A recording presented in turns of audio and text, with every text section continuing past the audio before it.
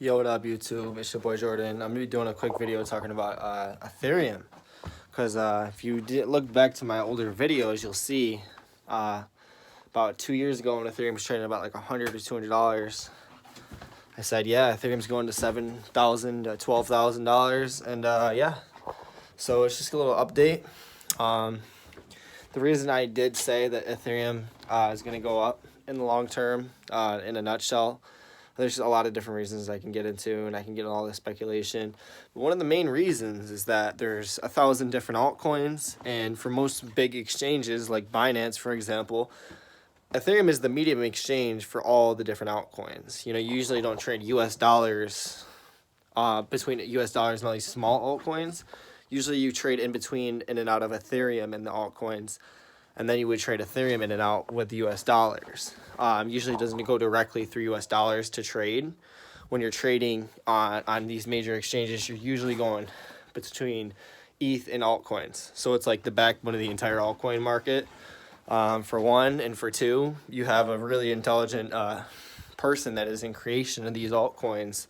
So he's the one that's going to be able to implement all of the different infrastructure for the crypto market and implement a whole system of contracts and whatnot that can make it practical for different use cases that you can only really do with US dollars today.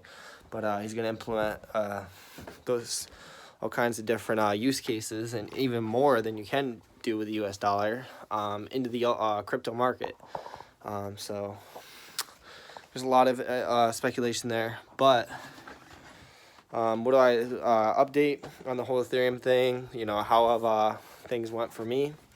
And a few major cons of Ethereum is the two major storage ways to store Ethereum right now is with either a Trezor or a Ledger Nano S, and I've used both of them, and I'm gonna have to be suing Ledger because they don't have a good Ethereum wallet.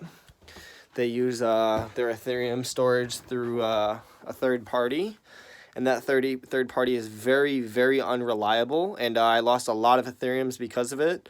So I will be taking Ledger to court and suing the shit out of them because I couldn't get my Ethereum units out to the trading market to trade in and out of them when I needed to, and they were kind of locked away.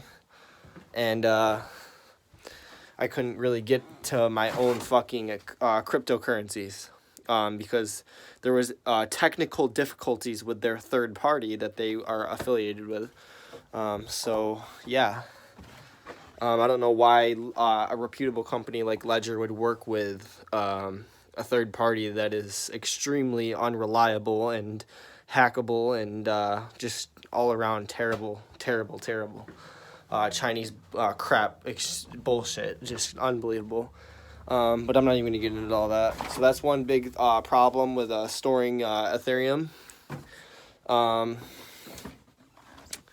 But I'll tell you what happened is I did have Ethereum. I was one of those guys buying in at like $100 per Ethereum because Ethereum crashed way harder than Bitcoin during the dump. And no one was talking about it. I mean, you see guys on YouTube, all the whole way through, talking about Bitcoin, pushing Bitcoin this, Bitcoin that. Nobody, guys. All the most famous YouTube guys that always talk about Bitcoin, the moon, Crypto, and just everybody. I mean, the only one I've actually seen talk about it is Da Vinci. That's it.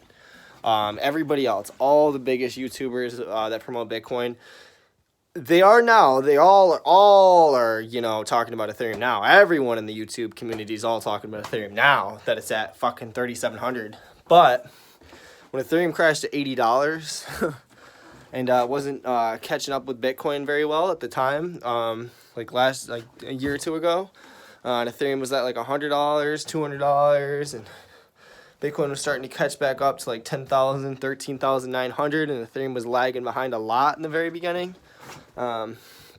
Nobody, and I mean nobody, was talking about Ethereum. When the price of in correlation ETH to BTC, that chart, look at that chart. When that chart was at its lowest, like 0.02 ETH per Bitcoin price or whatever.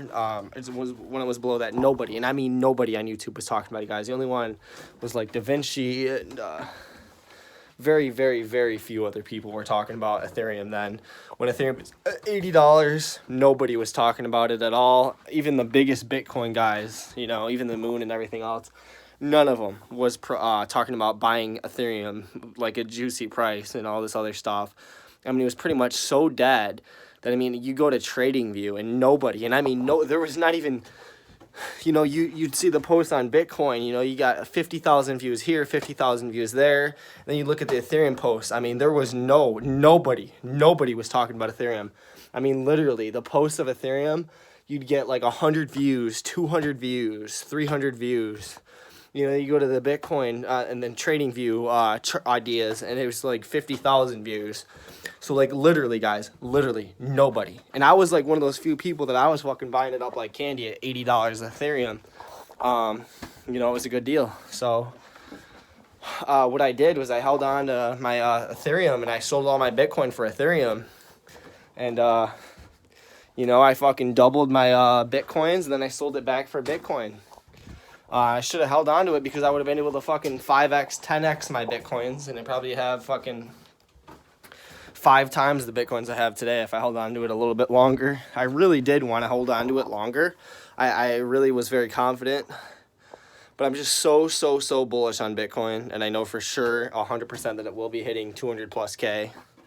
That I just was like, you know what, I got enough Bitcoins. I'll be happy when it hits 200K. I'll have enough. I'll have, like, you know, over $1 million, and you know, that was my goal. So I took where I could. I was 90% sure that Ethereum was going to even go even further, but I wanted to be safe and just lock in my Bitcoins where it was at. And a lot of it is because the selling price of Bitcoin is, I didn't want it to fuck up the timing, because if I trading them out between Ethereum and Bitcoin, and I sell my Ethereum and go back into Bitcoin, and then sell it again and go back into Bitcoin, like let's say today, I'd have to wait a whole year to sell it, and to sell any of it without having to pay short-term capital gains, which is like 40% tax rate. And if I wait, the timing doesn't allow me to hold my final trade long enough so I can take the trade for long-term capital gains. So it's just a big fucking tax bullshit mess, and that's the only reason I didn't hold on to my Ethereum a little bit longer, is because I was scared of not being able for my final trade to wait at least a year for my big trade, you know, where I'm making, you know, 7 figures. You know, I have to hold that last trade for at least a year before I sell it. And I don't want the timing to be off to where I can't catch the top and sell it at the top, because, you know, if I sell at the top, you know, it might not have been a year since my final trade, so I'd have to file for short-term capital gains and have to get taxed up the ass 40% instead of like 10%, 12% or whatever. So that's a big bullshit. IRS, fuck them, you know, fuck them. But yeah, guys, I really do think Ethereum, if I did hold my Ethereum, I'd have probably 5 times the Bitcoins I do now. If I were to trade it back, I'd be up way more. But it is what it is. Ethereum, for those people who got on at the right time, man, good luck. That shit will be hitting at least $7,000 to $12,000 the next year or two, so good luck. Bitcoin, guys, 200 grand, you know, it is what it is. So, hope you guys found this video helpful. The one thing that Ethereum needs to fucking figure out, Ethereum holders need to figure out, is a way to store the fucking damn thing, because I can tell you right now, the third parties that Trezor and Ledger work with to store the cryptocurrency, you can't just store it on there. It's kind of like they work with a third party. And with Bitcoin, they don't. You know, you can just hold the Bitcoin wallet, no problem. They're both of them, and it's very, very, very simple, because it's not a third party bullshit, sketchy ass fucking Chinese shit. With the Ethereum, it is. It's with a third party, and it's super sketchy and just sketchy Chinese fucking bullshit. And it just has all kinds of fucking problems, and I can't believe that these companies are still letting this bullshit happen. I just cannot believe that Ledger and Trezor are both working with sketchy Chinese third-party companies that don't even work right. pisses me off, and I can't believe the community, YouTube, and the social communities aren't speaking up about this bullshit. I can't believe it. It's unbelievable that it's not talked about more.